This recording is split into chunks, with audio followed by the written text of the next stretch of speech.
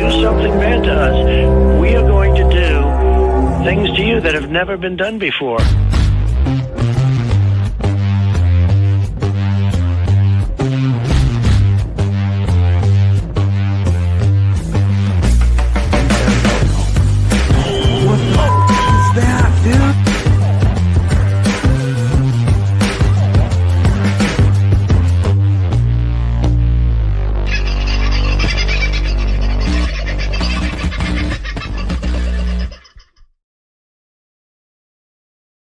Well, hello and Merry post-Christmas to you. I hope you've got over your Christmas feed. If it was a big one, good luck to you. If it was a moderate one, well done to you. And if it was a light one, well, that was a bit what mine was like. Not because there was no lack of food, but got to try and do the right thing.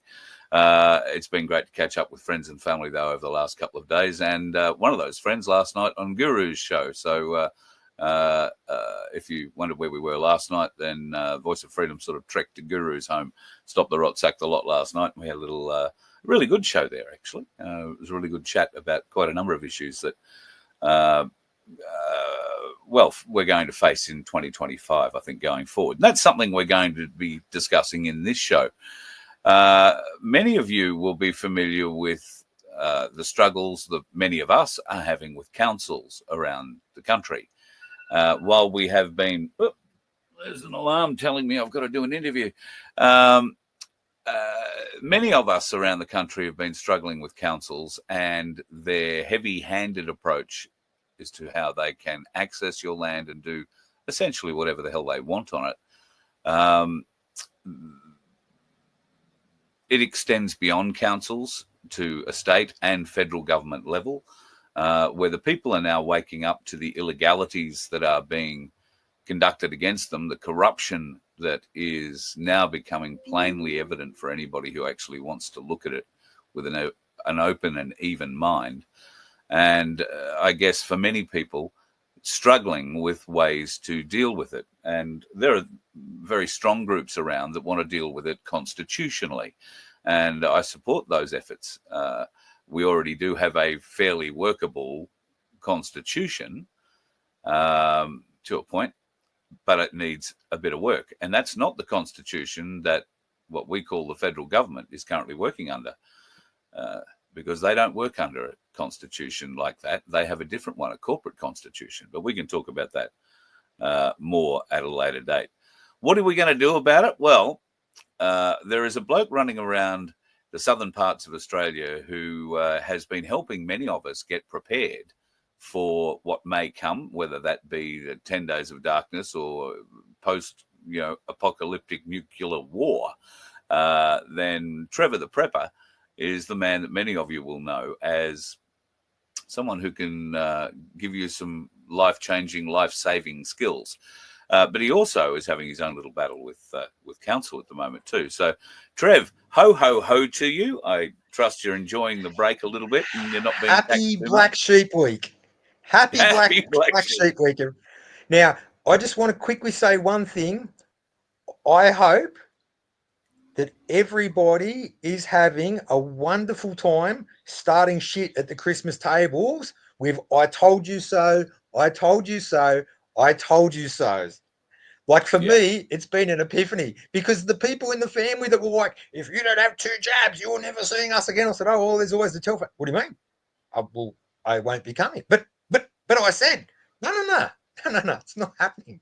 And now they're all like, oh, I know this person's had a stroke and that one's got turbo cancer and that stroke. And I'm like, I told you so. A few years ago, I bumped into a friend. It was about this time of year. And I said, oh, how you been, mate? And he said, I've had the worst year. I've been to more funerals this year than I've ever been to in my life before. And in another part of the conversation, I learned that he was 5 jabs deep and, very, very much a believer. I'm not even sure if that bloke's still with us now, but that has now been knocked off. I asked the same question of somebody yesterday, and they've been to 19 funerals this year. Now, the obvious question is, before 3 or 4 years ago, how many funerals a year did you used to attend? For me, it was maybe one or two, not many at all. But nowadays, and those funerals were usually for older people or family members who'd passed, not for teenagers, for 20-somethings, for 30-somethings in the prime of their life and peak fitness who are falling over playing their favourite sport on a Saturday. We've got a councillor now who just got elected in Ararat Rural City Council, where for better or worse I am. And Luke's his name. He's a boxer. He owns a business. He's a nice guy. He'll tell you to your face he's got adverse reactions. Yeah, well. Not only that, he'll tell you half of his employees that had to have it because they're all mandated have got adverse reactions. So it's one of those things where, okay, so we know that, but we knew that would happen. People like Dr. Robert Malone, they told us, don't take this, do not. Right? Fortunately, my daughter hasn't had it. Unfortunately, literally everybody else I know, family-wise, had it. They wouldn't listen. And it's one of those problems that we're going to just see unfold as things get worse with time. But that said, as we always knew, at first it was we're all the bad people and we're punching horses and stuff. Whereas now even my own mum has woken up to digital currency, and they're starting to understand things. Throughout COVID, I couldn't talk to my dad, who's a former spy. I couldn't talk to him for 12 seconds about any of this, or it was all like, I've been watching the news and I trust the sides, rah, rah. Whereas now he's starting to follow the ball, but he's followed the ball to the point now where he's like, don't tell me. He says, I'm a 75-year-old man. I've done my life's work. It's all and I'm like, so you don't care what world they're going to put out for your granddaughter? Oh, it won't affect me. What do you mean it won't affect you? And this is the thing. The point where we're at, which is what we're going to try and discuss today, is solutions, right? Anyone that knows me knows I've never been out to scare anybody. I'm out for, okay, if anything happens, how do you have stuff in place? Right? Even now, I'm 1,000 Ks from my farm. I've got friends staying on my farm right now where people are looting 5 Ks down the road that have been caught. They've already caught a couple of van loads of people looting farms on fire. But my place is set up to the point where I've said to my friends, right, bring your dogs, put them in the big, massive chook pen, put my chooks in the shed. You got the dam, you got thousands of litres of water. The shower's there. It's ready to go. When you turn up, grab a nice shower, put your beer in the fridge. Way to go. I'm not out to scare anybody. Who don't know. We should point out for people that don't know, the area that Trevor lives in is currently suffering under a major bushfire. That's the Grampians region of Victoria, where a number of towns and areas have been evacuated. And I say areas because there's places like Wollora North. If people are looking for, a shop, a service station and a supermarket at Wollora North, I don't think you're going to find it. You're probably going to find a crossroads with a hay shed on one side and a tractor on the other and a sign that says Wollora North. But there are a lot of farming communities out there. It's a very, very densely populated farming area. And those flames must be coming down out of the Grampians at a great rate. So if they're worried about it pushing as far south as Wollora. So, sorry, mate. You go. On the app, when you look at the app, if the app shows everything for like 50 Ks around me, my place is like this, and literally everything else has got red around it. Yeah, well, that's just the grace of God. Your place is prepared for a bushfire eventuality, I'm sure. Yeah. Yep. Yeah. Which is what we're going to discuss today, Carl, because we don't want people thinking, but what can I do? There's nothing I can do. Oh, blah, blah, blah. Right? We're into, okay, what can we do where literally it's something that you just have to petition your council. Okay, you've got pear trees everywhere and there's a cost of living crisis. Petition the council to graft fruiting varieties of pears onto the capital pears. And oh my goodness, in 2 years' time, they're going to pop out free fruit everywhere. When we're talking about the things that we're going to discuss today, we want to bring you what we believe is a template for a solution that's a work in progress. As in all documents, it can be changed and altered and played with. We want to bring you an idea to bring to all of your groups around Australia for something that we could all just crowdfund with $20 each, and we could have real solutions within a month. Interesting. You should bring this up, because it's something I've been talking about doing now for well over 12 months. But I have a venue that would be capable of bringing together these different groups, as you say, and there are a number of them all working toward their solution, let's call it. And I've been consistent in saying I don't believe that any single group has the solution, but I do believe they all have one or more parts of the puzzle that makes the solution. And because of a variety of reasons, and sadly, ego, I think, rises amongst most reasons to the top, is these different groups do not talk to each other, do not share ideas, do not have think tanks where, I mean, these are, all of them are great minds that are putting themselves to finding a solution for this. And I do not want to take away from any group at all that has put in some cases, 30 or 40 years worth of research into what they're talking about and what they believe to be true.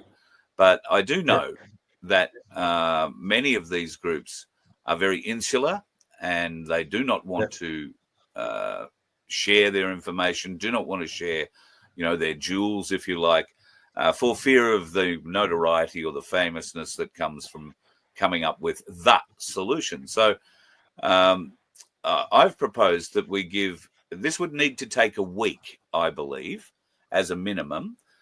And I believe that we give these top groups in the country that have already gone a long way down the path to creating something like a new constitution, but a solution to the problems that we are currently facing.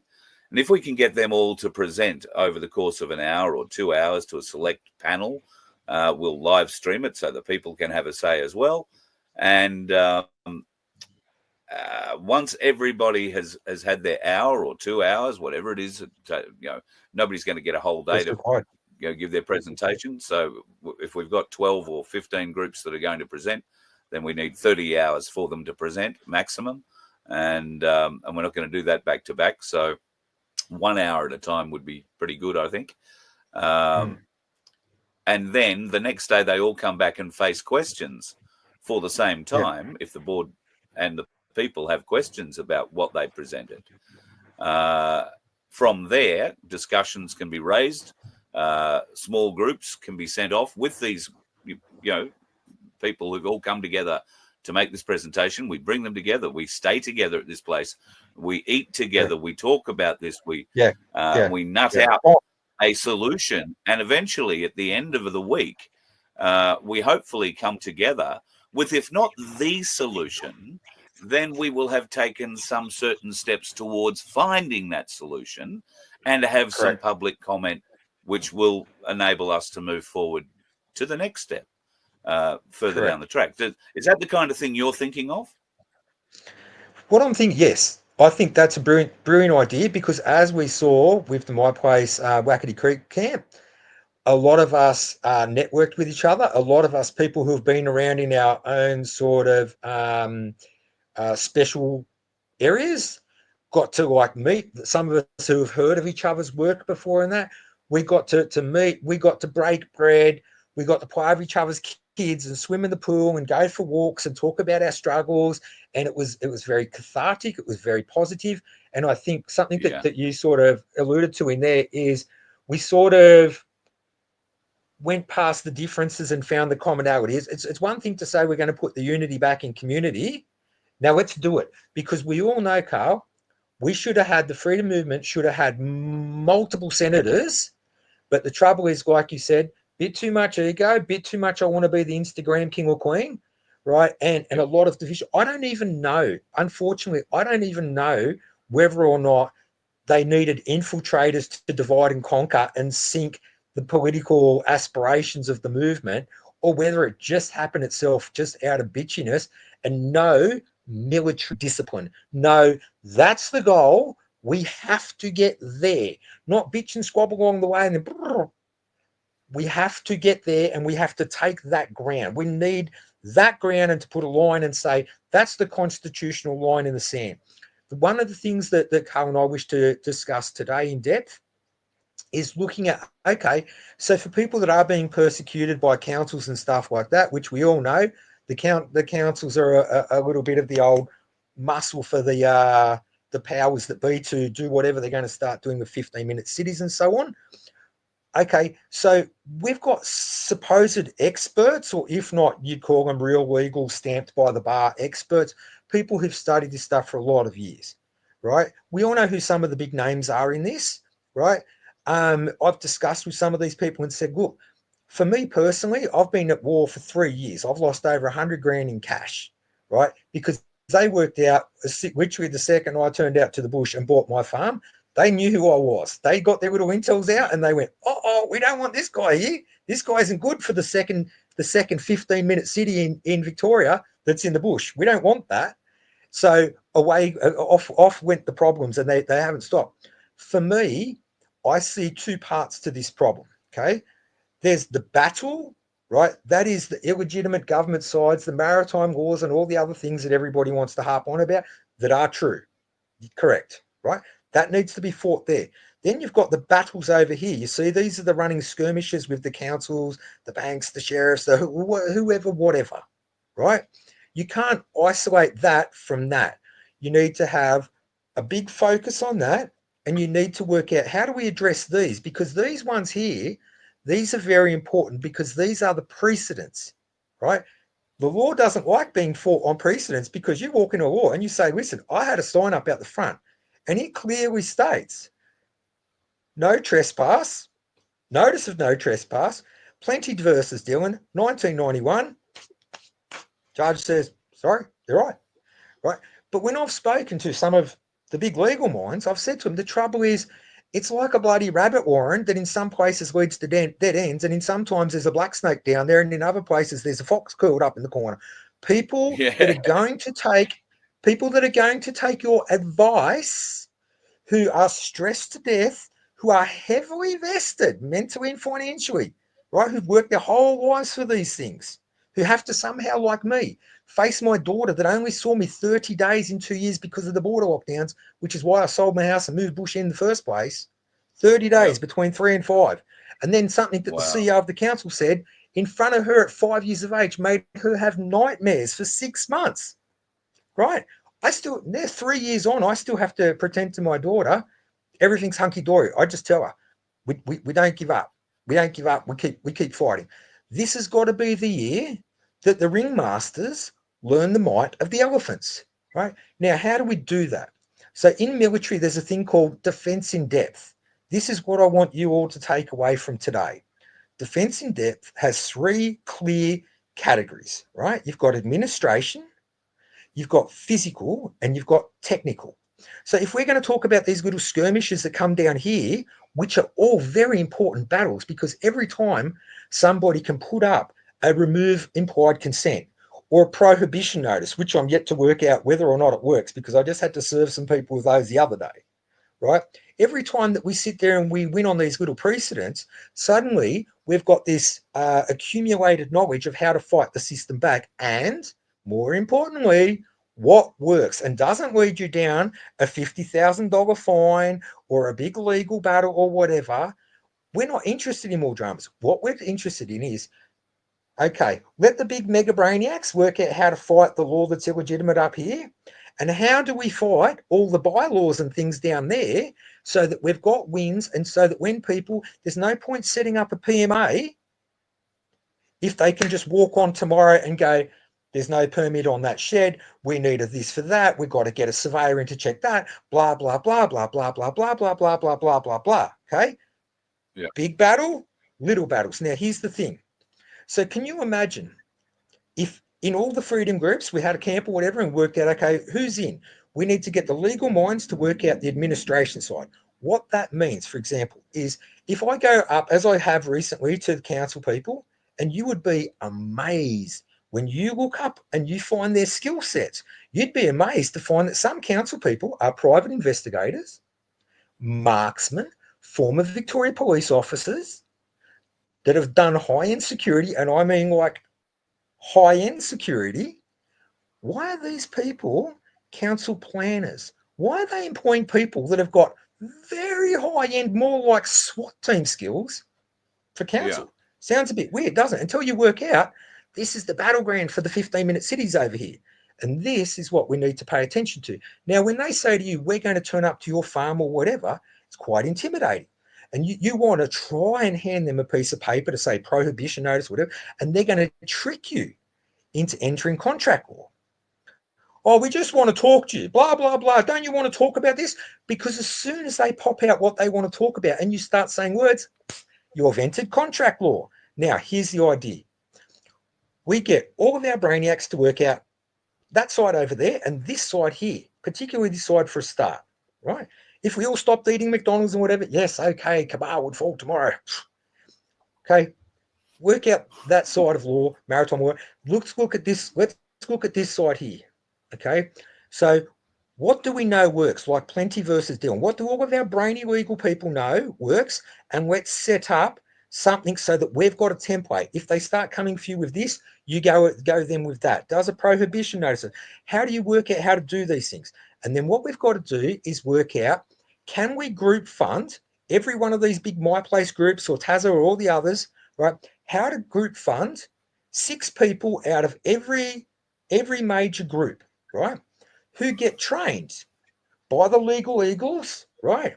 On how not to enter contract law and how to stand and hold the line when they're coming to say, sorry, you're not permitted on this property. There's a notice of removal of implied consent.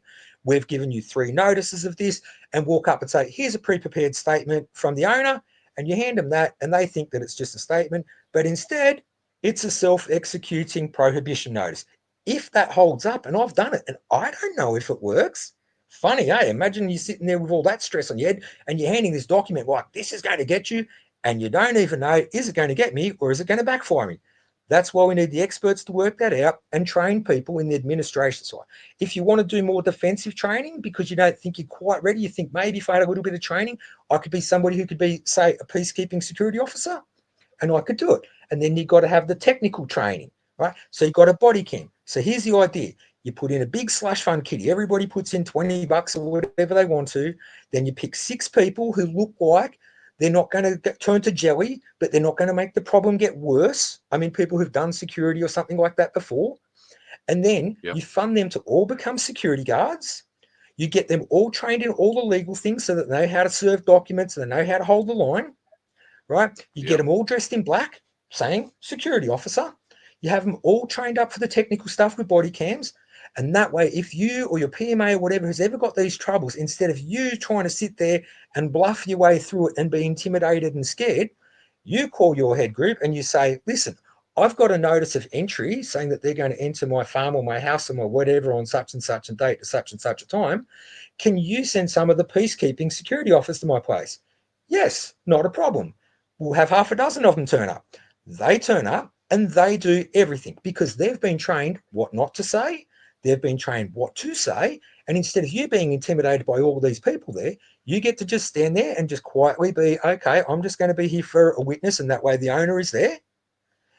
And we do the walking, we do the talking, or we do the not talking, and we just do the filming. But we've been trained. And when they say, what are all these people doing here? This is my private security detail. They are here to ensure my personal safety and to witness this event. Do what you want with whatever you want with that as your main. Yes, I think there is something similar to that with the sheriffs already in certain parts of Australia. I know some of them exist in Victoria and New South Wales. I think they're very strong, and in South Australia as well. I must say they do look good. They wear a uniform that isn't black, but they do have a badge, and a very good-looking badge at that. And they do play that role in a lot of ways. So this would be one of those groups I suggest that could come together, as you say, in an educational way to help people learn exactly what to say, what not to say, more particularly. And as you say, I like the idea of having half a dozen people coming from each my place or from each community to learn these skills. So yeah, that I think is something that should be pushed forward too, mate. I'm just trying to I pick think the holes in beauty in my head while we're going, but I think as the long as beauty in people are it. trained. Yeah, I think the beauty in it, particularly, Carl, would be the rapid response. Usually if they're going to give you notice something like this, if you're lucky, because if they get a warrant, they don't have to give you any notice. They're just going to turn up. If you could call somebody and say, "Hey, look, can I just get some witnesses out here?" The trouble is, they're everywhere and they've got all their people everywhere, and we're Yeah. everywhere, but our people are like all over the place. I don't know. I don't know who I could call and say, once the police have executed the warrant and are on the property, you're not going to get a sheriff or somebody to be able to be allowed, by the time they've driven there, let's say it's half an hour away, the police will be controlling the property. That person won't be allowed onto the property to interact with the owner or the person who's called them. So in a warrant situation, that would have to be negotiated with them at the time. do you know that, or do you not being bad, but do you know that, or do you think No, that? I don't know that for sure. No, I Right. just have a sneaking suspicion and some experience in another. Wasn't trying to get anybody on the property to help somebody, so to speak, but a similar situation has arisen where help did go to a property that was controlled by police at the time under warrant, and the help wasn't allowed on the property. So I don't know if that's actually a law. That might just be the authorities exercising their authority. So because as we know and as we don't know, there are things that are asked or said or stated or pieces of paper that are brought forward that can cause one tremendous stress, and you automatically feel I've got to comply, or they're saying I'm going to get in all this trouble, and then you realize, hang on, I can just use Plenty versus Dillon. I can just remove implied consent. If you want to keep going, and if you're saying, I've got this, or I've got, show evidence, not just, I've had a dispute with a neighbour over vaccine 3 years ago, and this neighbour is still brainwashed to death and thinks like I'm a drama to have around because, oh my goodness, next time there's COVID, I'm going to kill everybody because I'm not getting vaccinated. Get him, ring, make complaints, say stuff, invent stuff, right? And the next thing you know, somebody has got councils being their own muscle. The thing is, here's my big point is we don't know. I'm not going to pretend that I know. I know what I know about prepping. But I realize, and this is one of the things that I really worked out big time at Wackety Creek, right? We got to meet with a lot of people. James and Kate were there. We did didgeridoo, sound healing, and all this sort of stuff.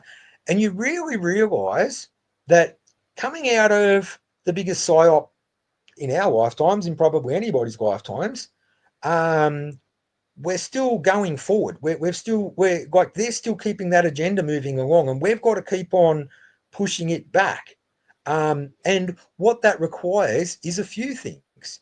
For example, it requires, like me with my farm, to ensure that the hundreds of fruit trees that I've planted aren't going to burn down, and they're being watered right now. Right? When I check in with my mate later on the Savo, and I say to him, okay, do us a favour, go put another jerry can of petrol in the pump at the dam. So all the trees are watered, whatever. It's 40 degrees. Are they hot? Yes. Will they get water? Yes. Right? Because those fruit trees are something that's there for my future and my daughter's future and maybe some of our futures. What I realize is that you need to have various levels of all this. A part of it is mental, mindfulness, and learning how to calm and not let anxiety overrule you and things like that. A part of it is health, making sure I'm pretty fit. My teeth are done. If shit hit the fan, I don't need fillings tomorrow because they're good, you know. And what I'm really starting to work out is I got plenty of that, but I need this. What I need to know, as I said to a planner 2 years ago, I can't fight your pen with my sword. I've pleaded with this man as a Christian. I've pleaded with this man as a farmer. I've pleaded with this man as a father and said, mate, the war on Trevor has got us. This is all ridiculous. The conditions that you have put on me are like, I won't name titles, right? Because I'm already doing that under FOIs and things. Next year, they've got a big legal case coming up with me, right? But even you go down the road, there's another place down the road, another farm that can sell jams. They can get their fruit from anywhere if it's a bad season. I'm not Trevor. On one of my conditions, I'm only allowed to have fruit from my own property. You can go on properties with 50 people glamping all around me in the glampings. Not Trevor. I have to register as a full caravan park just to have 6 people on. They did all these things knowing it would bankrupt me.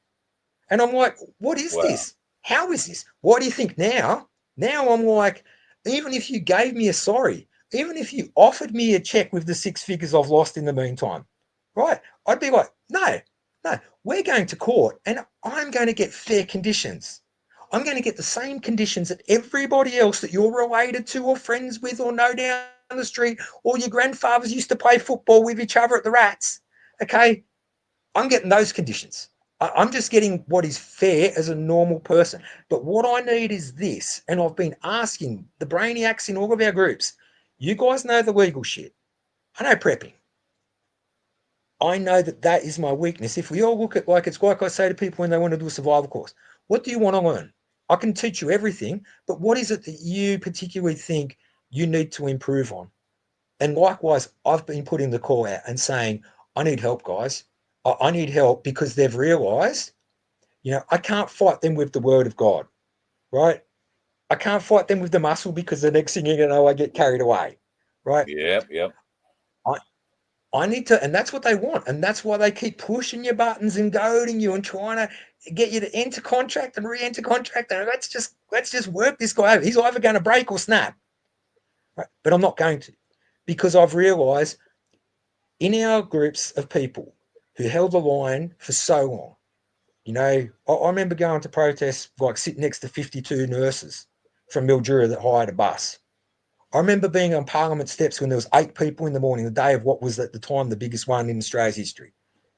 I was one of the first 8 there on a megaphone saying to the police, in years to come, people are going to know that you're a policeman.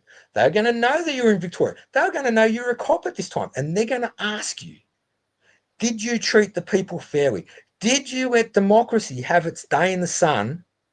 Or did you follow the orders of a dictator and hurt women and children? People are going to ask you one day, and God's going to watch all that too. And I'm sitting there screaming at a megaphone. And as the day was going by, that day was quite nice. They were quite okay, and we were quite good too. And I was saying to them, thank you very much just for letting us have our day to say our thing, because if you don't know, one day you're going to find out we were right. We were just trying to do the right thing. We were, and now, who's right? We're right. But this is what we need to know is what are the legal things you can do when they start throwing council and bylaws and all this sort of stuff at your PMAs and your farms and all these sorts of things and using all this stuff that they got because they know how to play snakes and ladders. If you're in their friend group, if you're in the purple circle, if you're a family member or whatever, up the ladder you go. And if you're not, down the snake you go. This is what we need to do is work it all out. I don't know, understand it all. I'm just throwing it out there to say, if we had it where people knew what the laws were, could come and be witnesses when it's time, and know how to help you set up a defensive strategy that's legal based on the administration side of defence in depth, where these people know we don't say this, we do that, we're going to serve them this paper, we're putting up this notice, instead of you sitting there going, oh my God, what am I going to do? What am I going to do? Somebody's already turned up. The thing's already printed out. We're putting this on the thing. We're going to go down to the council right now. We're going to bring in a notice of prohibition. We're putting the person's name on. We're going to write ID details on the other side. We're going to get them to photocopy it right now. But first, they're going to stamp it received. And then we're going to get a copy so that we can prove it came here. If the post office is open, we're going to post off at the same time and we'll register mail it to them as well. There you go. There's your 3 notices. But we need to know how to do this because things are being done that are way overreaching, that are really not good, that in some cases are sketchy as hell. And the trouble is they know, because that's their system, they know if you use these words, you don't need a permit. Oh, yeah. Put it like this, and next thing you know, have a few years of dramas, right? So I'm saying it from my point of view, and because I know other people that have faced troubles with councils, and everybody that sort of had an eye on this situation realises that councils are being used as an enforcement arm now. Sure, 100%. And we find it here with the fire ants, particularly in this region. The council are very heavy-handed in how they are approaching properties. They haven't been on this one yet, but they've sprayed everything around us, which is a little bit surprising in some cases. But a lot of what's around us is military base, so that's obviously going to get covered. But there are a couple of properties that resist along this ridge line. We happen to be one of them, and they seem to be taking great care not to overfly these properties. So I'm pleased about that. At least we've been able to hold them at bay so far. Yeah. I think the thing that you came up with, Carl, I think that's a really good idea. Like I say, this isn't the big thing. I'm just popping an idea out there. And if one of these people's ever required, well, I'll put my hand up because I know how to stand in a line. But I really think it would be a good idea for the groups to come together, like you said, be able to have a speak, because the thing is, a lot of issues aren't ever black or white. They're a shade of grey, and if we give each other the time to talk and bond, and in some cases is even settling disputes, because there's always bitching in groups and stuff, right? And work out, okay, if it's not black and if it's not white, what shade of grey can we all agree on? And how do we set up like a sort of template so that we can start fighting the big illegitimate laws? And how do we work out so that people can look after themselves at the small scale? I think there'd be a big thing in that, because as we said before, Carl, we should have had multiple senators in government. But the whole thing, nobody was like, we're taking, like, think of it as a military campaign. We're taking that ridge and that's ours, and we're going to build a fortress on that. That's going to be the Teal Castle there. It didn't happen. And it should have happened. And if it was important to the Illuminati or whoever, it would be dissected on television. Oh, why didn't this happen? And they should have got up, and this candidate, and blah blah blah. But it just got okay. They're gone, right? Yeah. But the thing is, how do we get that unity where we've got our great minds working together? Because we have a lot of people who are good at podcasts like you and Thanos and people like that. We've got a lot of people that know how to get information out there and reach people. We've got a lot of people that have looked at all the legal stuff of all these sorts of things. We've got a lot of people that know different things about PMAs or even farming. Okay, you're buying a farm. These are the ins and outs. I'm about to do a podcast in the next few days where we're going to be talking about, okay, if you're going to buy a farm, what are some of the catches? Because unlike a home, you can buy a home and you can get a buyer's advocate, and they say, okay, is there any caveats? Is there any overlays? Blah, blah, blah, blah, blah, blah. In Victoria, for example, this is how many buyer's advocates exist for farms. None. And if you don't know the rules, you can get caught out on some really big overlays that will absolutely permanently stuff your life up. And in this, which is one of the reasons why I'm coming to you with this idea, Carl, because we know that record numbers of people around the whole nation went bush in COVID. They bought farms And in a lot of Sure did. cases, if you rang council and asked for planning information, that block quite often was sold within 2 or 3 days, and maybe 3 or 4 weeks later, the council would call you back and say, "Oh, hello, Mr. Smith. I believe that you wanted to ask a question about 214 bloody Salvation Gully Road. It's sold a month ago." Right? And if you were bought, and mind you, the real estate agents were loving this time of year. We're looking for a cash unconditional offer by 5 p.m. When cash unconditional comes into it, you waive your section 32s. Any overlays, anything, forget about it. You're like, "I need a block of land because the world's going to shit and it's all happening now and I need a block of land." And they're like, "Great, how about you pay me 2 or 4 times the record price per acre and have this lemon?" And this is the trouble. This is one of the reasons why I see the need for this, because a lot of people bought farms at record prices per acre. I'm talking 2 to 4 times the record price per acre. Properties that couldn't sell for 80 grand 3 years before COVID, and when COVID hit, was selling for 3 or 4 times what they couldn't sell for. And they were lemons. There is no power, there is no water, there is no dam, there are no fences. Bushfire overlay, Indigenous culture overlay, water overlay, all these overlays that can mean you're screwed and you paid a whopping amount. And even like me, when you got 3 pages of notes from the council planner who showed you the block of land was for sale, took you to the block of land, told you that it was for sale, told you that it met your needs, and gave you 3 pages of information on how it suits your needs. And when you buy it, here we are 3 years later, still with headaches. And I'm like, but look at the 3 pages that your old planning go. Doesn't matter.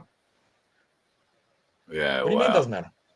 What do you mean? What do you mean doesn't matter? And this is the thing. This is why particularly a lot of people now are at that stage where they've burnt through a lot of their funds in the last couple of years, as I have, because you've had to survive and there isn't the employment like there was wherever you came from.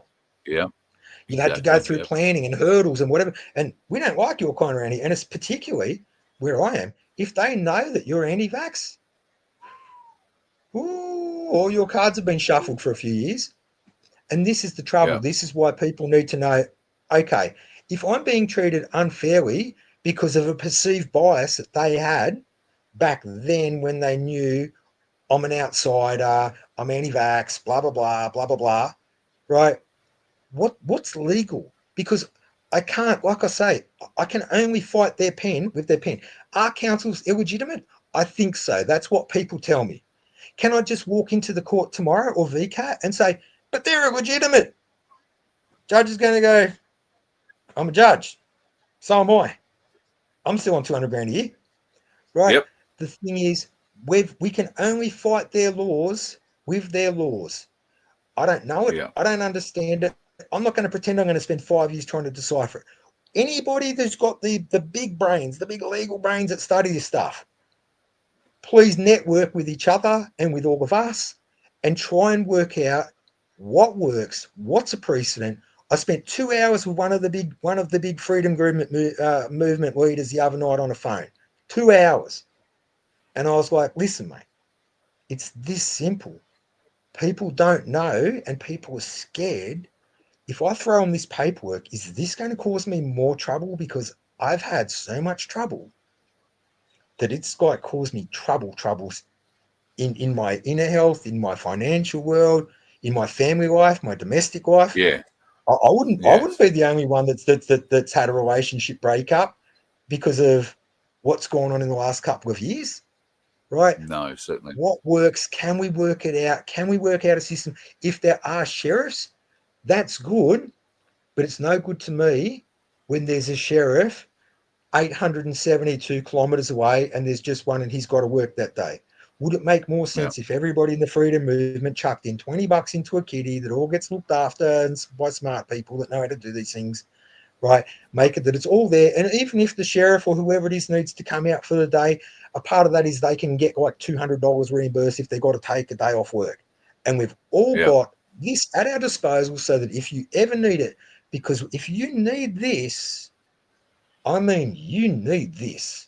If you really need this kind of help, like you're at the point where like a lot of thoughts have gone through your brain and you realize the only way I'm going to get through this is fighting their pen with a pen and being rational and trying to work out what works. But the trouble is, you talk to all the different people in the groups, and like Carl said before, oh yeah, no, they're shonky, and I think they're a mole, and they're probably a plant, and they're a gatekeeper, and blah, all the things we heard with all the groups, which is why two parties didn't get up.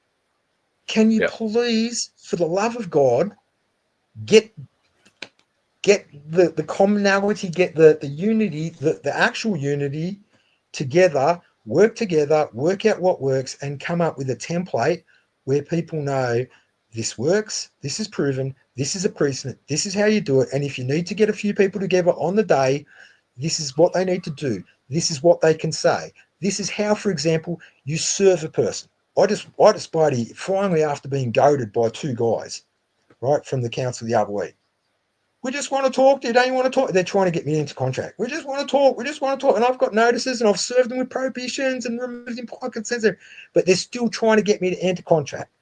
And finally, bang, I pushed two gates open. I walked down, and I had two letters in my pocket, right? Both said ID details, folded up, prohibition notices. And I said, there you go. And they both dropped me. We're not accepting that. We're not accepting it. We're not accepting it. Right? Because they know it's a self-executing document. Does it work? I don't know. But I'll tell you one thing. They were shitting themselves that if that works and they come on the property, hey, I'll have 25 grand, thanks, per person, per time. So now they've got to go to the next steps. But what we need to do is get clarity about what works, because I'm telling you, it would be brilliant if our people, and this could go for all sorts of things, even DV issues, or you've got to go and get your property back or anything like that, if you could just, on the day that you need a witness, right, who knows some of the law, who's been trained a bit, you're a paid up member, you call them up, they come out. Yep, I think that's a very good idea.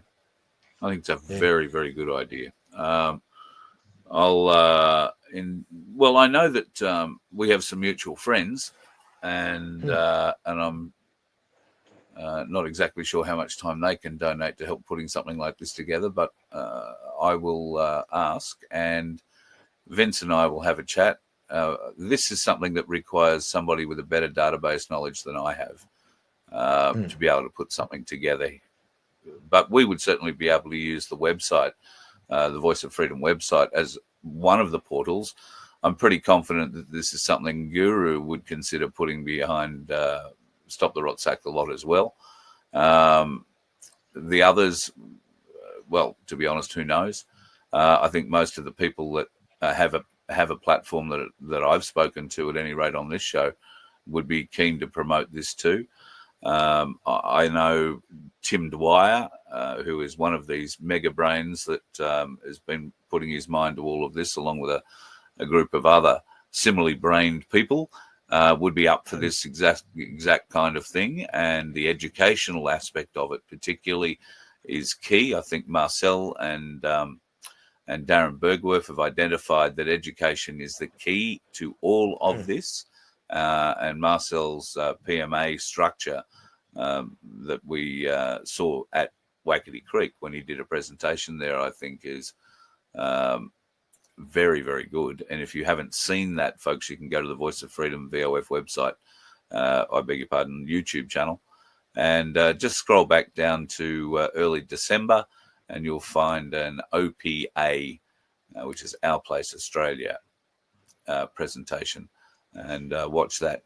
Darren does speak for 20 minutes at the start of it. It's not a bad speech by any stretch of the imagination, but if you want to get to the PMA part, then skip to about 20 minutes in and you'll get Marcel. Mate, what are your plans? You're off to go and see family for the next few days? Yeah, I'm seeing family, and then I'm then going back to my farm. Like I say, I've got some people caretaking my farm because they had to evacuate theirs. And like I say, like it's really I've been talking about these things for years, right? Yeah. But knowing that people went to Moyston the other day, vans load of guys, mind you, van loads, to go and loot people in bushfire. I mean big bushfire, big ones. Yeah. Everything's red and glowing, big. Yeah. Right? and we know that there's that level of opportunism and just total scumbaggery that goes on. For me, it's really, it's kind of weird, you know what I mean? Like it's those I told you so moments. Like now, yeah, 2 years ago, I wasn't welcome here for Christmas. 3 years ago, I definitely wasn't welcome here. I wasn't jabbed. You're not coming for Christmas. You're not jabbed. You're going to kill us all, right? Whereas now I can come, and if anything, I'm just like, I have another truth bomb every like 20 minutes. I wait till like my old man's like blood pressure's gone down a bit. I throw him another truth bomb. Here you go. Right. But like the point is for I've had members of the media, like all big media, get on to me over the last year and say, Trev, everything you talked about 5 or 6 years ago when we first started interviewing has come true. Everything that you predicted could come true, has come true. It has happened. How do you feel? Do you feel like vindicated about all the people that called you conspiracy? No, man, I'm a dad. I want happy world. You know, I just want like fairness and freedom and happy and just not like now I'm in Sydney. You see all the cameras everywhere you go. You're like, what? Like what on what? Like what? What more? What do you want? Blood? What more? You already tax. We've got the highest taxes in the world, the highest tolls in the world, the highest.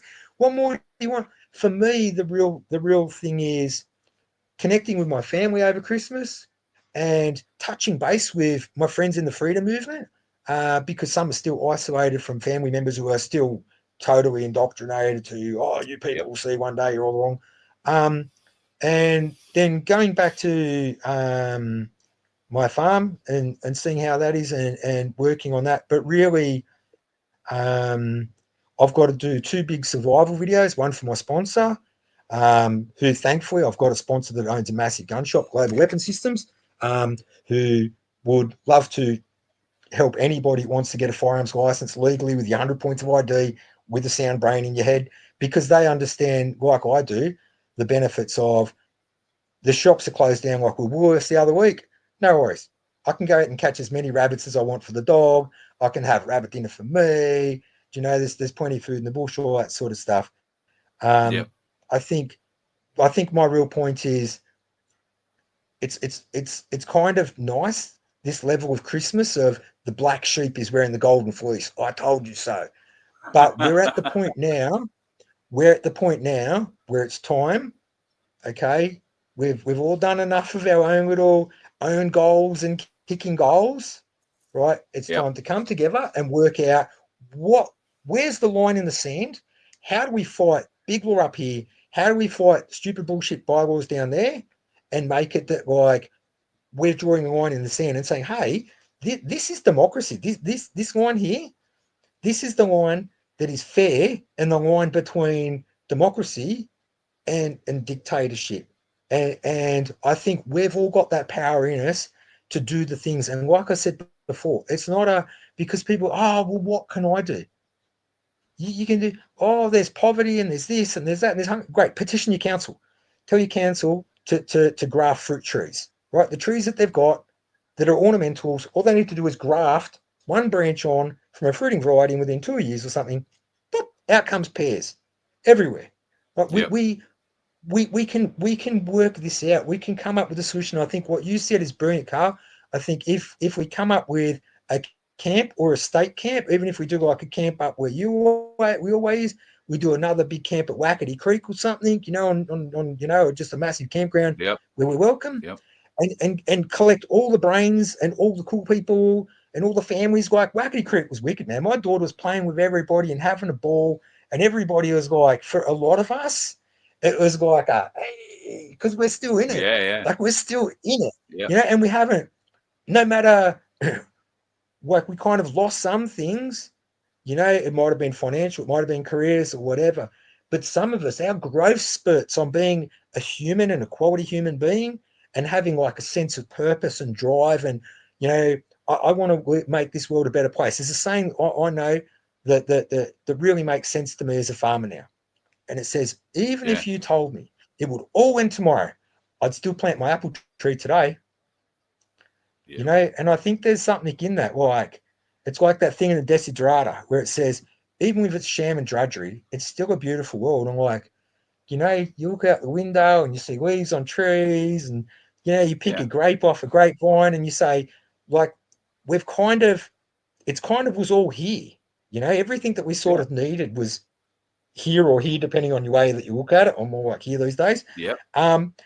But if you look at it like it's all here, and it's only all of the skullduggery and trickery and evil that's devolved to what it is, where it's literally, I can't believe, man. I'm in Western Sydney. Western Sydney. I used to hate living here as a kid because there's nothing, man. It's just houses. It's houses and nothing and stress. $1 million. $1 million for a house where people have just got pretty normal incomes. $1 million where there's the Blue Mountains are over there, but they're 30 k's. They're pretty. You take the dog for a walk to Top Hill and you'll see the Blue Mountains, but they're 30 k's away. And the beaches, they're like 40 k's. And the nearest river, well, that's Windsor River. That's like 20 k's, 30 k's, something, I don't know, 25 k's or something up there. Yeah. And there's and you look at the money in slavery. The tiles on the roof are probably black as well. Oh yeah, it's just crazy. But the point is, as much as they've plugged us into this world with all of their, you got to pay tolls, you got to pay this, and you got to pay that, and you got to pay that. It's time for us to draw a line and go, okay, this is what is acceptable. This is what is reasonable. This is rational. This makes sense, and this is like fair. This is a fair way to live and to be treated and to be able to go about life on Earth. And I really just hope that the brains come together and come up with some ideas, and on all different levels, legal levels, farming levels, PMA levels. Because the thing is, once we can work out, okay, how to make our places safe, if you know what I mean, so that you pay for it, it's yours. So long as you're not sitting there building a nuclear waste facility on it, kind of, you want to put up some sheds and you want to, whatever, you have a barbecue and whatever. Yeah, okay, that's okay. Right. But then we've got people that know permaculture. Hey? Not doing any harm with your property. Yeah. No, and here's the thing. No, and here's the thing that I got explained to me very well at Wackety Creek. With honour. It's as I've said all along throughout the whole sort of freedom process, is we're not the bad guys. We're not bad people. We're not trying to do anything. We're not trying to, if you're looking at the revolution we're trying to do, right, the key part of the revolution we're trying to do is the love bit in the middle. That's the key word in the revolution. It's the love bit. We're not the bad people. We're not trying to overthrow. We're not a militia. We're just mums and dads and lovers and sons and daughters and wives and grandparents and stuff that just go like, hang on, this is actually everybody's world, and we all want a fair go, and can it just be nice and normal? And particularly, if the media is sitting there saying what it's saying because, as Scott ScoMo said, we're giving the telecommunications industry a tax reprieve for the 2020-21 period to spread the important messages of COVID-19. We're going to let them off $41 million so that they'll sing our tune. And how many hundreds of millions of dollars of ads do you want? Because this is the product that we're going to be flogging, and away you go, and we're going to censor it. It's like I've said many times. I've said to journalists, right, are you aware that the Australian Federal Police confirmed that 1.4 million cars went to the biggest protest in Australia's history? No, I didn't hear about that. Because it was censored. So what democracy? You tell me what democracy. And mind you, we're the democracy that, like America and that, always says, go and give China a bit of a nudge. Say to them about human rights and stuff, right? And we're meant to be the ones doing the Paris Climate Accord and all this other shit, right? What country, with the international standing of Australia, has the biggest protest in its entire history, and 1.4 million people, confirmed by the Australian Federal Police, turn up, and it doesn't make the radio, it doesn't make the television, it gets censored off everything. And the Australian Federal Police even confirms it used LRAD and LARP. So it used acoustic weapons to make it. The people's necklaces felt that they were burning, and people could go like, "Oh, I don't know what's going on. I feel like I've got to go." Because they're using military grade weapons, right? Look at the protests. Look at the protests. I met Michael. You know Michael from what is it, 832? Oh yes, I met him once. His hand was broken with a rubber bullet. Yeah. Australia, where mind you, we know that people like Dr. Robert Malone, who invented the mRNA vaccine technology, said on YouTube, do not take this, no matter how they coerce you, do not take this and do not give this to your children. Right? Yeah. It wasn't Fred Wackowicz, the crazy guy that bloody used to scream at kids walking to school because they're stealing his roses off his front yard. No, this is the guy that invented the mRNA vaccine technology. Did you see that on the news? I got onto 46.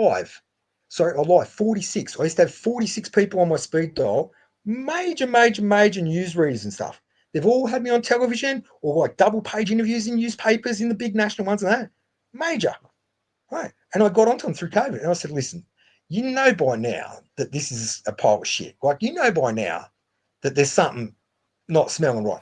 Why don't you get me on Q&A? Q&A was sitting there sending me things. Oh, do you want to submit some questions for it? No, I want to go on Q&A and you can say that I'm the crazy prepper and let's get half a dozen experts from the black camp, from the black hats, and half a dozen experts from the white hat camp and get them to actually empty all of the cans of worms out of the can of worm jars and put them all on the table and pull them all apart and discuss them all and work out what's happening. Because at the moment, all that's happening is people are getting the one little cherry that's low hanging and wiggling around and going, this one right here.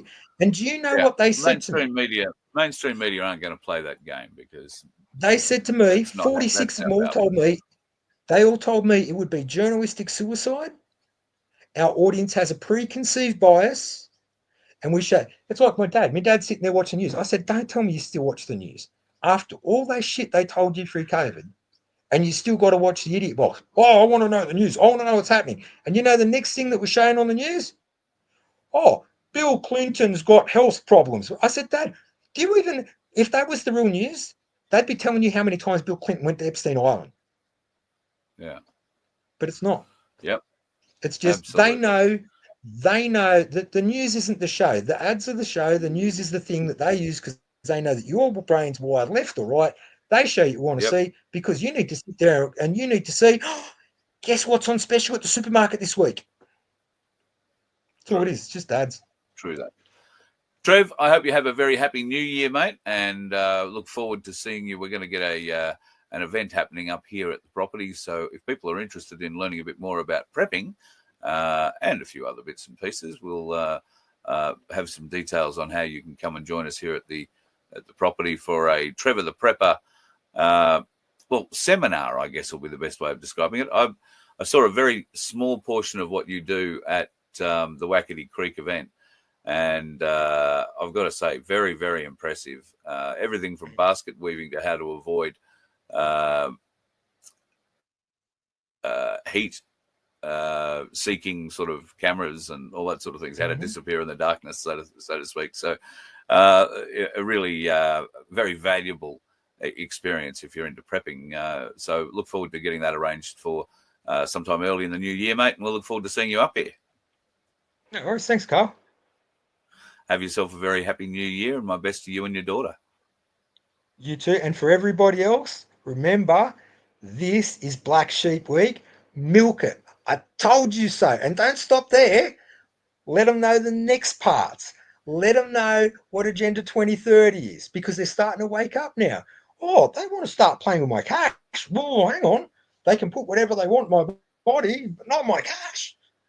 Keep going. You're right. Cheers, mate. Have a good one. See you later. Trevor the Prepper. Wonderful man, wonderful man. Speaking of the control that's been placed on people, just one bit of news before I go tonight. This arrived to me yesterday. An aged care facility in Noosa has locked down its residents on Christmas Day due to an outbreak of COVID. A lot of lonely elderly people now not able to see family members over Christmas. They'll now no doubt be forced into jabs. The Plandemic 2.0 is on its way as they push the agenda into 2025. The person that wrote this has a grandmother as a resident. Primary carers can only enter with full PPE and negative COVID test. Lockdown started early Christmas Day under a Queensland Health Directive. So that's what's going on in Noosa at the moment. And speaking of Noosa, you hear me ask for your prayers for Margie Sedgman quite a lot. Margie has been the grateful recipient of those prayers, can I say. She is out of hospital. She isn't in that aged care facility, thank God. She is actually at home. And while she does have someone there with her 24/7 helping her, it's more family and friends at the moment than anything that's got to be required for by Queensland Health. So she still has a battle to fight, but she is in a much better place. And I spoke to her for, some time yesterday, and I have not heard her sound so well in so long. And she puts that down entirely to not letting them put that shit in her, as she says, in the hospital, which is once you hit a certain age, it's not about being proactive in saving you or prolonging your life. It's about making you comfortable and maybe shuffling you off towards your end a little earlier than God had intended. It's been my experience with the system at any rate, through friends and family, obviously not through myself. I hope you're enjoying these few days. If you're having them off between Christmas and New Year, if you're unlucky like some and have got to go back to work, then it's not a bad time of the year to be working. Enjoy your day, enjoy your night, and stay away from the dickheads. They have migrated from the roads, and some of them have come next door to you. You let one ant stand up to us, then they all might stand up. Those puny little ants outnumber us 100 to 1. And if they ever figure that out, there goes our way of life. It's not about food. It's about keeping those ants in line. That's why we're going back. Does anybody else want to stay? Let's ride!